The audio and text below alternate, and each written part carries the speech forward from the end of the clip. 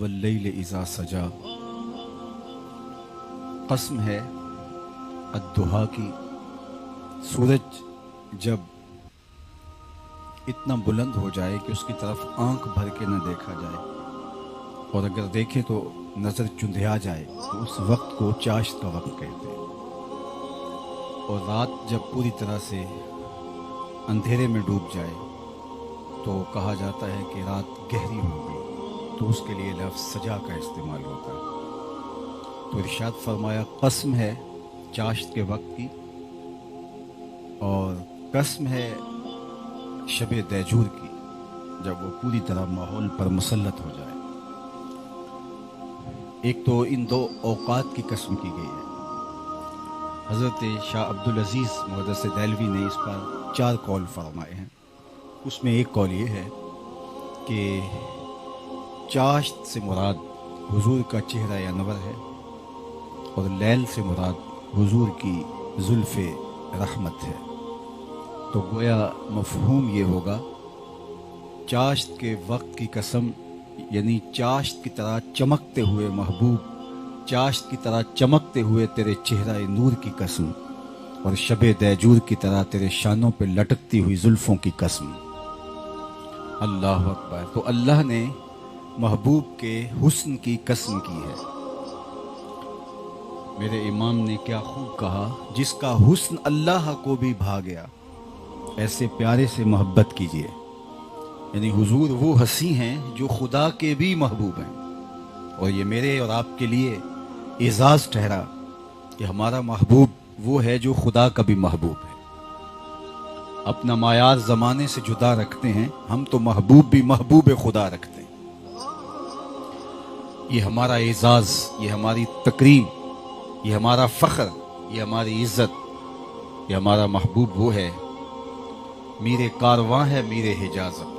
یہ اتنا بڑا اعزاز ہمارا کہ ہمارا محبوب وہ جو خدا کا بھی محبوب ہے، اور میرا رب ہو کے حضور کے حسن کے قصیدے پڑھ رہا ہے، حضور کے حسن کے تذکرے بیان کیے جا رہے ہیں۔ چاشت کی طرح چمکتے ہوئے تیرے چہرہ نور کی قسم، اور سیاہ رات کی طرح محبوب تیری شانوں پہ لٹکتی ہوئی نورانی زلفوں، آپ کے رب ہے، اور نہ ہی آپ کے رب نے آپ کو فراموش کیا ہے، بلکہ ہر آنے والا لمحہ گزرے ہوئے لمحے سے آپ کے لیے بہتر ہوگا، اور ہر ساعت آپ کی عظمتوں کے ڈنکے بجاتی ہوئی طلوع ہوگی۔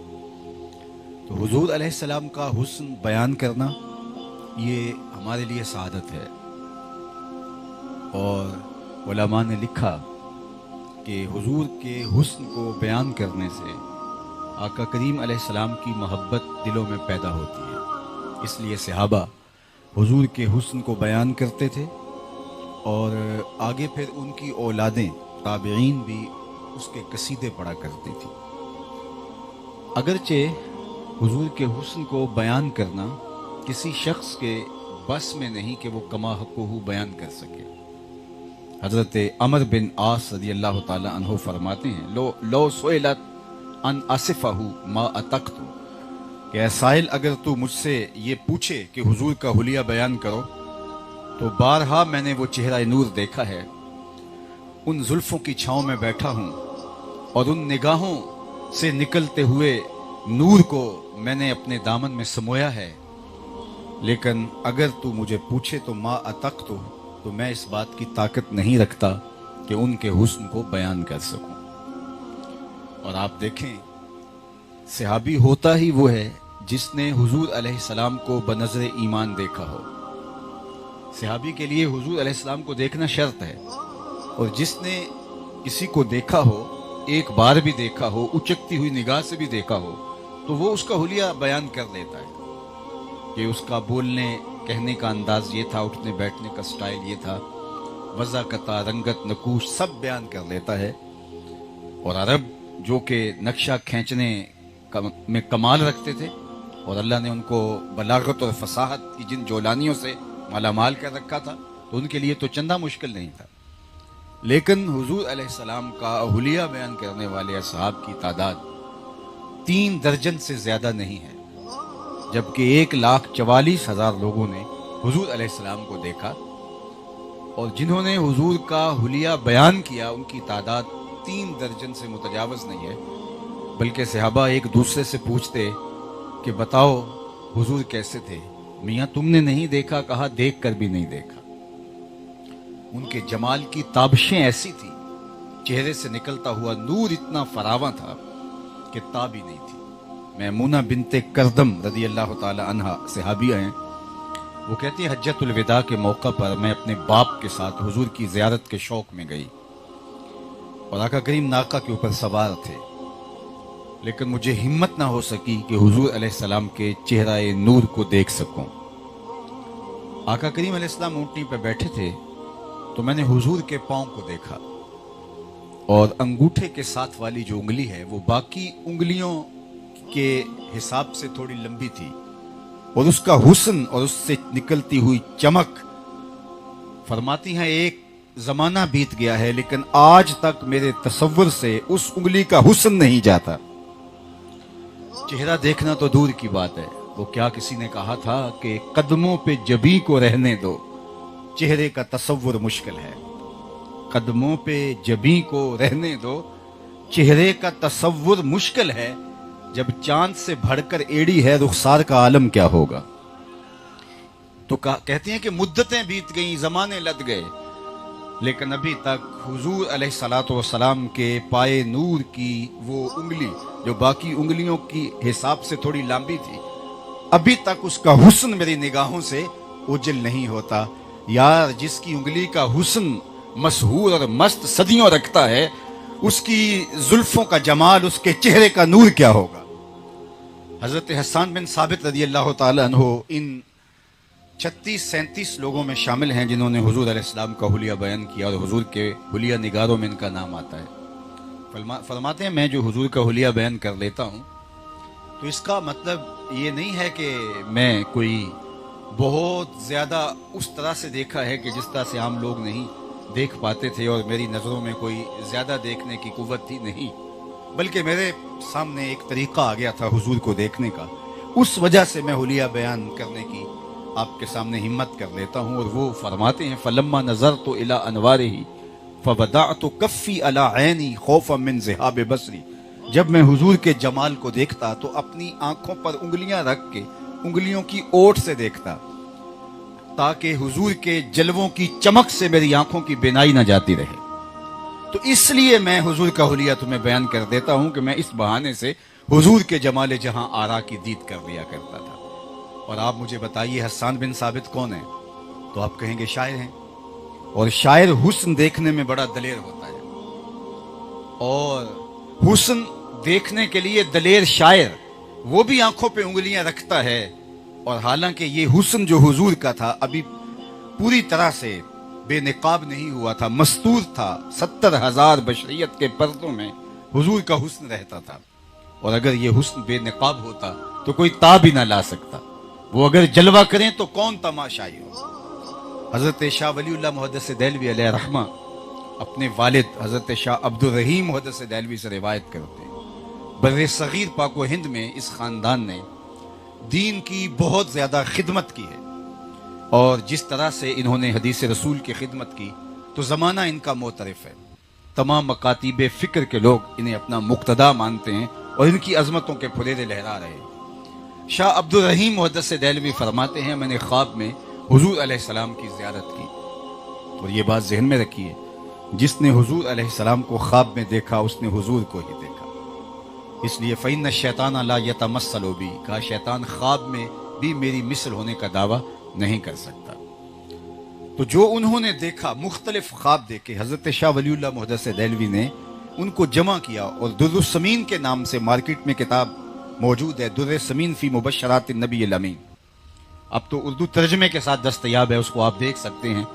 اس میں یہ واقعہ موجود ہے کہ کہتے ہیں میرے والد شاہ عبد الرحیم محدث دہلوی نے خواب میں حضور علیہ السلام کی زیارت کی، اور زیارت کرتے ہوئے حضور سے عرض گزار ہوئے کہ حضور آپ کا فرمان ہے انا املہ و اخی یوسف اصبح، میں نمکین حسن رکھتا ہوں اور میرے بھائی یوسف کا حسن میٹھا تھا، اور وہاں زنان مصر کی انگلیاں کٹ گئیں، اور یہاں کوئی ایسا واقعہ پیش نہیں آیا جبکہ حسن ملیح حسن سبی کی مناسبت سے زیادہ توانائی رکھتا ہے، اس کے اندر جو ہے وہ کرشمہ سازیاں زیادہ ہوتی ہیں، اور وہاں حسن سبی پہ انگلیاں کٹ گئیں اور یہاں حسن ملیح پہ بھی کوئی ایسا واقعہ پیش نہیں آیا، تو اس کا جواب کیا ہے؟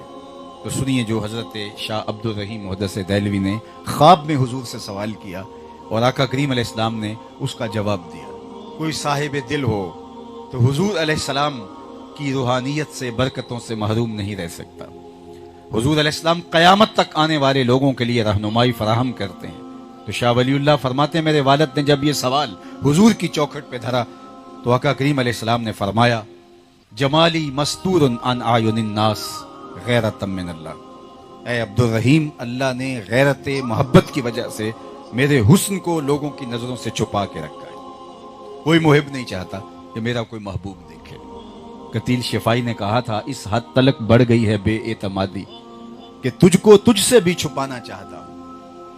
محب تو چاہتا ہے میرا محبوب آئینہ بھی نہ دیکھے، تو کہا کہ میرے حسن کو لوگوں کی نگاہوں سے چھپا کے رکھا گیا۔ جمالی مستور عن اعین الناس، اللہ اکبر۔ اور اگر میرا حسن بے نقاب ہوتا تو کوئی جلووں کی تاب بھی نہ لا سکتا۔ میں ترجمہ نہیں کرتا، لیکن اہل علم کی نظر ایک جملہ ہے جو شیخ عبد العزیز دباغ مصری نے الابریز میں لکھا کہ اگر حضور کا حسن بے نقاب ہو جائے لذاب العرش، کائنات کی کوئی شے بھی حضور کے حسن کی تابشوں کو سہار نہیں سکتی۔ اسی لیے کسی نے کہا یہی بہتر ہے کہ وہ پردے میں روپوش رہے، وہ اگر پردہ اٹھا دے تو کسے ہوش رہے۔ کسی میں توانائی ہی نہیں ہے کہ اس کی تابشوں کو سہار دے، اس لیے حضور کے حسن پر پردے ڈال دیے گئے تھے۔ باقی رہی بات زنان مصر کی انگلیاں کٹنے کی، اور جمال یوسفی کو دیکھ کر ان کی انگلیاں کٹ گئیں، اور یہ حسن مستور تھا، چھپا ہوا تھا، 70,000 پردوں کی اوٹ میں ہے۔ تو آئیے پھر امام اہل محبت نے یہاں ایک بڑی خوبصورت بات کہی، اور میں سمجھتا ہوں کہ اردو ادب میں شاید اس جوڑ کا شعر، تضاد کا شعر آپ کو نہیں ملے گا۔ ولی دکنی سے لے کے دور موجود کے شعراء تک، میں نے یہ تو میرا دعویٰ نہیں ہے کہ سب کو میں نے پڑھا ہے، لیکن چکھا ضرور ہے، اور میں اہل سخن کی مجلس میں یہ کہہ چکا ہوں کہ صنعت تضاد کا شعر مجھے اس جوڑ کا نہیں ملا، اگر کسی کے پاس ہے تو وہ سامنے لے کے آئے۔ صنعت تضاد کیا ہے کہ شاعر ایک بات کرتا ہے تو پھر اس کا متضاد لاتا ہے۔ تو کسی شعر میں ایک تضاد ہوتا ہے، کسی میں 2 ہوتے ہیں، کسی میں 3 ہوتے ہیں، لیکن یہاں حسن دیکھیے۔ حسن یوسف پہ کٹی مصر میں انگشت زنا، حسن یوسف پہ کٹی مصر میں انگشت زنا۔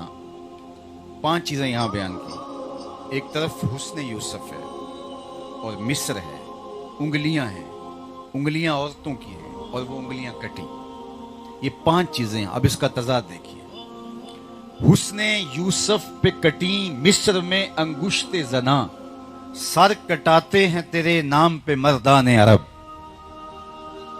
ایک طرف حسن ہے، ایک طرف صرف نام ہے، یہ تضاد آیا۔ ایک طرف حسن ہے، ایک طرف نام ہے، اور وہ حسن جناب یوسف کا اور یہ نام میرے حضور کا، اور وہاں انگلیاں اور یہاں سر۔ وہ انگلیاں بھی عورتوں کی، یہ سر بھی مردوں کے، وہ عورتیں بھی مصر کی اور یہ مرد بھی عرب کے، اور وہاں کٹیں اور یہاں کٹاتے ہیں۔ کٹیں ماضی کا قصہ ہے، ایک بار ہوا، اور یہاں کٹاتے ہیں تسلسل جاری ہے۔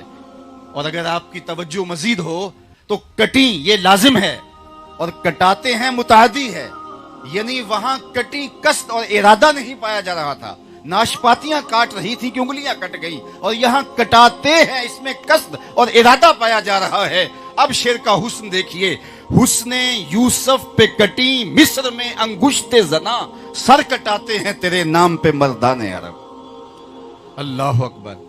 تو کہا میرے حسن کو لوگوں کی نظروں سے چھپا کے رکھا گیا ہے، اور یہ چھپے ہوئے حسن کا عالم ہے کہ شاعر بھی دیکھتا ہے تو انگلیوں پہ ہاتھ رکھ کے دیکھتا ہے، اور اگر یہ حسن بے نقاب ہوتا تو کیا ہوتا۔ اللہ اکبر۔ حضور علیہ السلام کے حسن کو حضرت ام معبد نے بیان کیا حضرت سیدنا علی المرتضی رضی اللہ تعالیٰ عنہ نے بیان کیا، اور حضرت ہند بن ابی حالہ رضی اللہ تعالیٰ عنہ نے بیان کیا، اور باقی لوگوں نے بیان کیا۔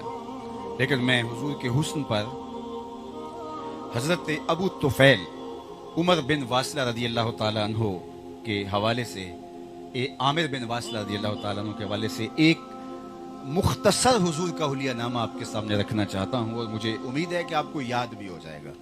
علماء نے کہا کہ جو یہ چاہے کہ لوگ مجھ سے پیار کریں، وہ حضور کے حسن کے قصیدے پڑھے، زمانہ اس سے پیار کرنے لگ جائے گا۔ آپ اگر اللہ کی مخلوق میں محبوب ہونا چاہتے ہیں کہ لوگ آپ سے الفت کرنے لگ جائے، ٹوٹ کے پیار کریں، تو وہ حضور علیہ السلام کے حسن کے قصیدے پڑھنے لگ جائیں، تو یہ حضور کا حلیہ آپ یاد بھی کر سکتے ہیں۔ صحابہ میں سب سے آخر میں انتقال بھی انہی کا ہوا ہے، سن 110 ہجری میں ان کا وصال ہوا ہے، اور آقا کریم علیہ السلام کا وصال سن 11 ہجری کے اوائل میں ہوا ہے، تو ان کا سن 110 ہجری میں ہوا ہے، تو گویا حضور کے وصال کے 100 سال بعد یہ باقاعدہ حیات رہے۔ حج کا موسم تھا، ہجوم عاشقاں تھا، اور یہ آ کے ایک اونچے ٹیلے پہ کھڑے ہو گئے، اور بلند آواز سے لوگوں سے مخاطبت کرتے ہوئے کہا، لوگوں آؤ، اس وقت روئے زمین پر میرے علاوہ کوئی نہیں جس نے حضور کو دیکھا ہو، میں اکیلا شخص رہ گیا ہوں کائنات میں جس نے حضور علیہ السلام کی زیارت کی ہے۔ کیا ناز ہے، کیا فخر ہے، کیا اعزاز ہے، کیا تکریم ہے، کیا عزت ہے، کیا شان ہے کہ وہ کہتے ہیں کہ میں وہ ہوں جس نے حضور کو دیکھا ہے۔ ہمارے استاد ہوتے تھے سر محمد علی حاشر، اللہ ان کی قبر پہ رحمت نازل فرمائے۔ میں بالکل چھوٹی عمر میں تھا اور وہ عمر کے آخری حصے میں تھا، اور میں نے علم عروض ان سے پڑھا ہے، تو وہ کبھی بات ہوتی تو بڑے فخر سے کہتے کہ میں اقبال کی مجلسوں میں بیٹھتا رہا ہوں، میں نے داغ دہلوی کو دیکھا ہے۔ کمال درجے کے کاتب بھی تھے، اور کہتے تھے کہ مولانا ظفر علی خان کا جو زمیندار اخبار چھپتا، اس کی شاہ سرخیاں میں لکھا کرتا تھا، اور ان کے دفتر میں بڑے بڑے اکابرین آتے تھے تو میں ان کو دیکھتا تھا۔ یار، جس نے داغ دہلوی کو دیکھا، جس نے اقبال کی مجلسیں اور صحبتیں پائیں، جو مولانا ظفر علی خان سے ملتا رہا، وہ تو ناز کرے، اور جس کی آنکھوں نے جمال محمد عربی دیکھا صلی اللہ علیہ وآلہ وسلم، تو وہ فخر کیوں نہیں کرے گا؟ تو حضرت ابو طفیل نے کہا، لوگوں آؤ، اس وقت روئے زمین پر میرے علاوہ کوئی نہیں جس نے حضور کو دیکھا ہو، آؤ مجھ سے حضور کی باتیں سنو۔ تو لوگ ایک جھمگٹے کی شکل میں ان کے گرد جمع ہو گئے۔ اب حج کا موسم تھا اور ایک صحابی مل گیا ہے، تو لوگوں نے حج کے مسائل ہی پوچھے ہوں گے۔ ہمارا تجربہ ہے کہ حج کے دنوں میں کیونکہ اکثر لوگ پہلی بار آئے ہوتے ہیں، اور اگر کوئی شخص ہر سال بھی آتا ہے تو یہ سالانہ عبادت ہے، اور حج کے بہت سارے مسائل ہیں، تو کوئی عالمانہ وضع قطع کا شخص مل جائے تو لوگ مسائل حج ہی پوچھتے ہیں۔ اب ایک صحابی مل گیا تو سب نے مسائل حج پوچھے ہوں گے، حضور نے وقوف عرفہ کیسے کیا، منا کی راتیں کیسے بسر ہوئیں، حضور نے رمی جمار کیسے فرمائی، حضور نے طواف زیارت کس طرح فرمایا، مزدلفہ کی رات کیسے گزاری۔ لیکن تاریخ کا جواب نفی میں ہے، کسی نے کوئی حج کا مسئلہ نہیں پوچھا۔ جب انہوں نے کہا کہ لوگوں اس وقت روئے زمین پہ میرے علاوہ کوئی نہیں جس نے حضور علیہ السلام کو دیکھا ہو، آؤ مجھ سے آپ کی باتیں پوچھو، تو لوگ ان کے گرد جمع ہو کے کہتے ہیں، صف لنا رسول اللہ صلی اللہ علیہ وآلہ وسلم، اچھا آپ کی آنکھوں نے حضور کو دیکھا ہے تو بتائیے حضور کیسے تھے، ہمیں حضور کا حلیہ بیان کر دیجیے۔ تو حضرت ابو طفیل رضی اللہ تعالیٰ عنہ نے 3 لفظوں میں حضور کا حلیہ بیان کیا۔ اب سنیے اور یاد کر لیجیے۔ حضرت ابو طفیل کہنے لگے، کان رسول اللہ صلی اللہ علیہ وآلہ وسلم ابیض ملیحا مقصدا، 3 لفظوں میں حضور کا حلیہ بیان کیا۔ کان رسول اللہ صلی اللہ علیہ وآلہ وسلم ابیض، حضور کا رنگ سفید تھا، ابیض بالکل چونے کی طرح سفید نہیں بلکہ اس میں سرخی کی آمیزش تھی۔ ام معبد نے جو حضور کا حلیہ بیان کیا ہے تو انہوں نے حضور کی رنگت کے لیے جو لفظ استعمال کیا، انہوں نے کہا، رأیت رجلا ظاہر الوضاۃ، میں نے ایسا شخص دیکھا کہ وہ نکھرا ہوا تھا اور وہ چمکدار اس کا رنگ تھا۔ انور اللون کے لفظ بھی ہیں حضور کی رنگت کے لیے، آقا کریم علیہ الصلوۃ والسلام کی رنگت کے لیے احسن اللون بھی ہے، مختلف حضور کے مبارک رنگ کے لیے لفظ ہے۔ تو یہ ابیض کا لفظ انہوں نے استعمال کیا، اس لیے کہ خاندانی طور پہ حضور کے لیے یہ لفظ حضور کے گھر میں چلتا تھا۔ جس طرح دادا پوتے کا کوئی نام رکھ لیتا ہے، کوئی عرفی نام جس سے وہ لاڈ سے پکارتا ہے، نک نیم، تو حضور علیہ السلام کا عرفی نام حضور کے دادا نے جو لاڈ سے رکھا تھا وہ ابیض تھا۔ جب لاڈ سے پکارتے تو کہتے، یا ابیض، اے گورے رنگ والے۔ تو یہ ابیض کا لفظ خاندان میں مستعمل تھا۔ اللہ اکبر۔ حضور کے چچا جناب ابو طالب نے حضور کا ایک طویل قصیدہ لکھا ہے۔ وہ ایک واقعہ ہوا کہ بارش نہیں ہو رہی تھی اور لوگ ان کے پاس گئے اور کہا آپ اولاد اسماعیل سے ہیں اور بارش نہیں ہو رہی تو آپ دعا کیجئے۔ تو انہوں نے کہا تم سین حرم میں جمع ہو اور میں بھی آتا ہوں۔ تو لوگ حرم میں جمع ہو گئے۔ حضور کی عمر اس وقت 8 سال یا 9 سال تھی۔ تو آقا کریم علیہ السلام کو انہوں نے ساتھ لیا اور سین حرم میں آئے اور آقا کریم علیہ السلام کو کعبہ اللہ کی دیوار کے ساتھ یوں کھڑا کیا کہ حضور کی پشت دیوار کعبہ کے ساتھ مس ہو رہی تھی، اور پھر ایسے ہاتھ اٹھا کے کہا مالک اس گوری رنگت والے کے صدقے سے بارش نازل کر دے۔ کہتے ہیں لوگ ابھی گھروں کو نہیں پہنچے کہ چھم چھمی برسنے لگا۔ خیر وقت گزرتا گیا، زمانے بیت گئے، پھر حضور علیہ السلام نے اعلان نبوت فرمایا۔ تو یہ حضور علیہ السلام کی مخالفت کے لیے قریش کھڑے ہو گئے، حتیٰ کہ سماجی بائیکاٹ کر دیا۔ 3 سال تک مسلسل شعب ابی طالب میں حضور اور حضور کے خاندان نے ایک صبر آزما قید کاٹی، ایک تکلیف دہ مرحلہ تھا جو حضور علیہ السلام نے گزارا۔ یہ باہر سے غلہ نہیں پہنچنے دیتے تھے، راستے میں خرید لیتے تھے۔ تو اس وقت حضور کے چچا نے ایک قصیدہ لکھا حضور نبی رحمت کی شان میں، اور اس میں اس واقعہ کو یاد دلایا جب بارش نہیں ہو رہی تھی اور حضور کے چہرے کی چمک سے جو ہے وہ می برسا تھا۔ تو آج ان کو یاد دلایا کہ تم کتنے بد نصیب ہو کہ آج غلہ روکتے ہو، وہ وقت بھول گئے ہو جب اس پیارے مبارک چہرے کی برکت سے بارش نازل ہوئی اور تمہاری قحط سالی ختم ہوئی۔ تو انہوں نے اس میں کہا وَأَبْيَضْ يُسْتَسْقَى الْغَمَامُ بِوَجْهِهِ سِمَالُ الْيَتَامَى عِصْمَةٌ لِلْأَرَامِلِ، کہ آج تم غلہ روک کے بیٹھ گئے ہو، وہ زمانہ بھول گئے ہو، یہی وہ گوری رنگت والا میرا بھتیجا ہے جس کے چہرے کو دیکھ کے می برستے تھے۔ سمال الیتامہ عصمۃ للارامل، یتیموں کا سہارا اور بیواؤں کا آسرا۔ اللہ اکبر۔ بخاری میں روایت موجود ہے، حضور علیہ الصلوۃ والسلام تشریف فرما تھے اور ایک صاحب نے کہا حضور ہم ہلاک ہو گئے۔ فرمایا کیا ہوا؟ کہا کہ حضور بارش نہیں ہو رہی اور قحط کی وجہ سے جانور مر رہے ہیں پیاس اور بھوک سے، کوئی سبزہ کہیں نہیں ہے۔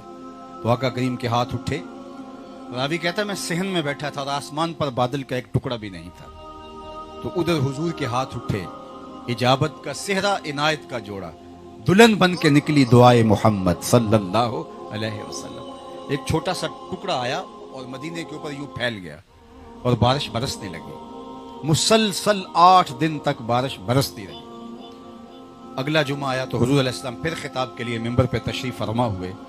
وہ کہتے ہیں میں نے دیکھا کہ کھجور کی چھت ٹپک رہی تھی اور پانی کے قطرات حضور کے چہرے پہ اور مبارک داڑھی سے ہوتے ہوئے حضور کے مبارک آغوش میں گر رہے تھے۔ وہی شخص، راوی کو شک ہے یا کوئی اور شخص، وہ کھڑا ہو گیا اور اس نے کہا حضور ہم ہلاک ہو گئے۔ فرمایا اب کیا ہوا؟ کہا حضور ہم ہلاک ہو گئے، پانی ہی پانی یار سمت، بارش رک نہیں رہی۔ تو آقا کریم نے ایسے انگلی اٹھائی، فرمایا اللہم حوالینا ولا علینا، بادل چھٹ گیا۔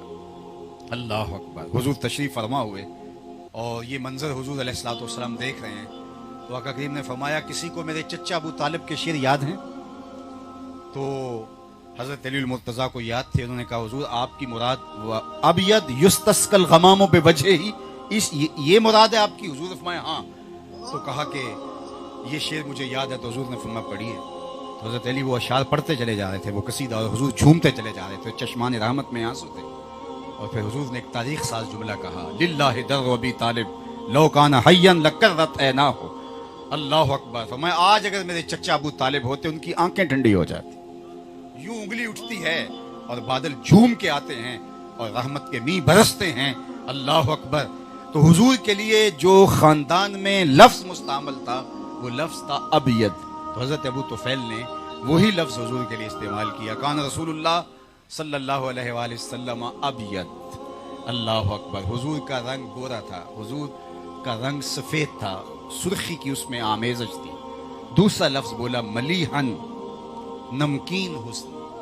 اللہ اکبر۔ میں نے کہا ایک سبی حسن ہوتا ہے، اور علماء نے یہ بھی کہا کہ جس رنگت میں سرخی کی آمیزش نہ ہو وہ سبی ہوتا ہے، اور جہاں سرخی کی آمیزش آ جائے وہاں ملاحت آ جاتی ہے۔ ذکر پھیکے ہیں جب تک نہ مذکور ہو، ہے نمکین حسن والا ہمارا نبی۔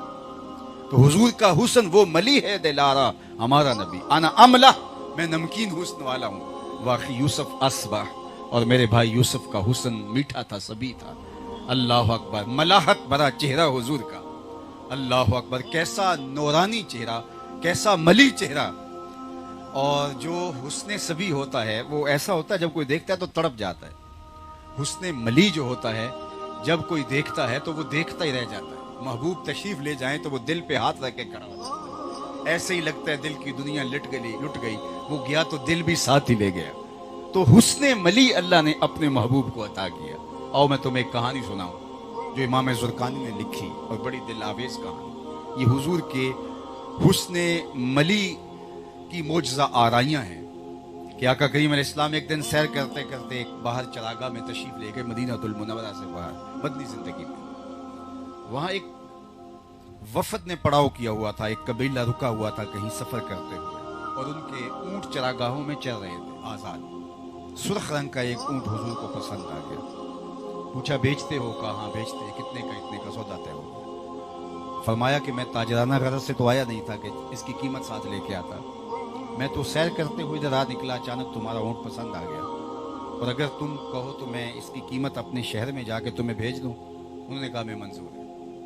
آقا کریم نے اونٹ پکڑا اور چل دیے۔ جب تک حضور نظر آتے رہے وہ حضور علیہ السلام کو دیکھتے رہے۔ جب نگاہوں سے اوجھل ہو گئے تو وہ دل پہ ہاتھ رکھ کے کھڑے ہو گئے۔ تھوڑی دیر بعد سکتے سے باہر آئے اور ایک دوسرے سے کہنے لگے یار وہ شخص آیا اور اپنے حسن کا جادو جگا کے تم سے اونٹ لے گیا، اور تم نے اس کا پتہ بھی نہیں پوچھا کہ وہ کہاں کا رہنے والا ہے، اس کا نام کیا ہے۔ جب کسی کو آپ نقد سودا دیتے ہیں تو اس کا اتا پتہ پوچھنے کی ضرورت نہیں ہوتی، لیکن جب کسی کو ادھار دیتے ہیں تو یا آپ اسے جانتے ہوتے ہیں، یا درمیان میں کوئی ضامن ہوتا ہے، یا پھر وہ کوئی چیز گروی رکھتا ہے۔ کہا ایک شخص آیا، ادھار اونٹ لے گیا، تم جانتے نہیں ہو، اس نے کوئی چیز گروی نہیں رکھی، نہ ضامن دیا۔ سب کی عقل پہ پردہ آ گیا، یار کسی نے اس کا نام ہی پوچھ لیا ہوتا۔ ایک بولا یار جب وہ باتیں کرتا تھا منہ سے پھول جھڑتے تھے، اذا تکلم رؤیا کالنور یخرج من بین ثنایاہ، میں تو بس اس کی باتیں ہی سنتا رہ گیا، مجھے تو ہوش نہ رہا کہ نام ہی پوچھ لوں۔ دوسرے نے کہا کہ جب وہ مسکراتا تھا سامنے والے پہاڑوں پہ عکس پڑتا تھا، اذا ضحک یتلالؤ فی الجدد۔ تیسرا بولا یار میں تو اس کی زلفوں کے پیچ و خم ہی دیکھتا رہا۔ تیسرے نے کہا کہ جناب میں تو اس کی آنکھوں میں ڈوب گیا، کیا خوب سجن دیاں اکھیاں نے، کیا خوب سجن دیاں اکھیاں نے، جی میں بھر کے سرائیاں رکھیاں نے۔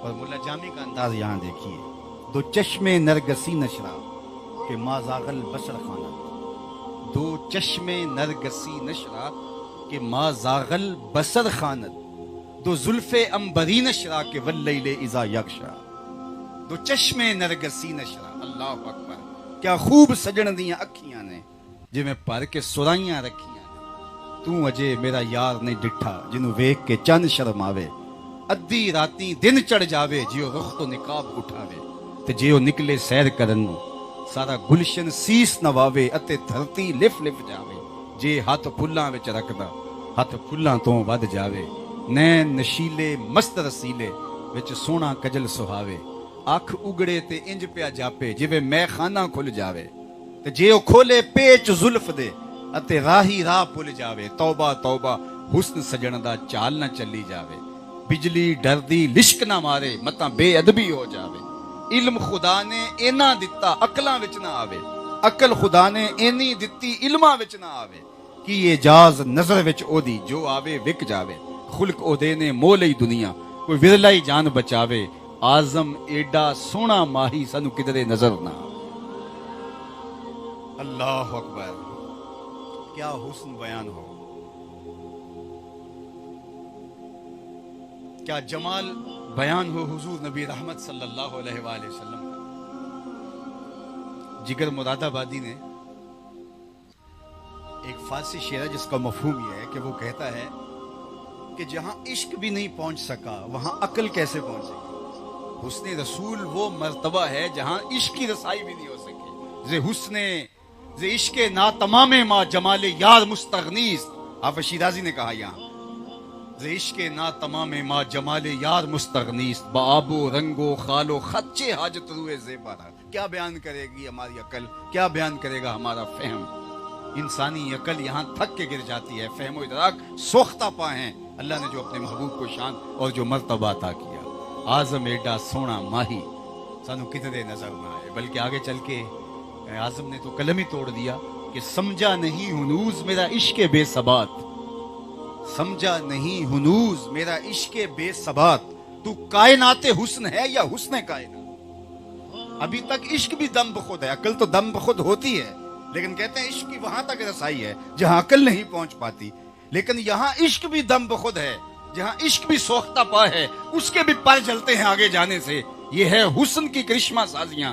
اللہ اکبر. اور یہ حسن ابھی چھپا ہوا ہے. اگر یہ بے نقاب ہوتا تو کیا ہوتا؟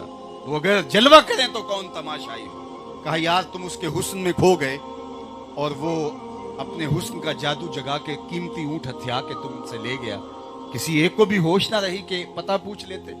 تو جب انہوں نے کہا نا اونٹ ہتھیا کے لے گیا، تو امام زرقانی نے لکھا ہے کہ قافلے کی کے سردار کی بیوی جو ہودج میں بیٹھی تھی، اس نے ہودج کا پردہ اٹھایا اور لوگوں سے مخاطب ہو کر کے کہا کہ اگر وہ قیمت دینے نہ آیا تو قیمت مجھ سے لے لینا، لیکن خبردار اس کے خلاف کوئی بات اور بدگمانی کی بات کی. آنا ضامنۃ لسامان جمالکم لا یغدر بکم.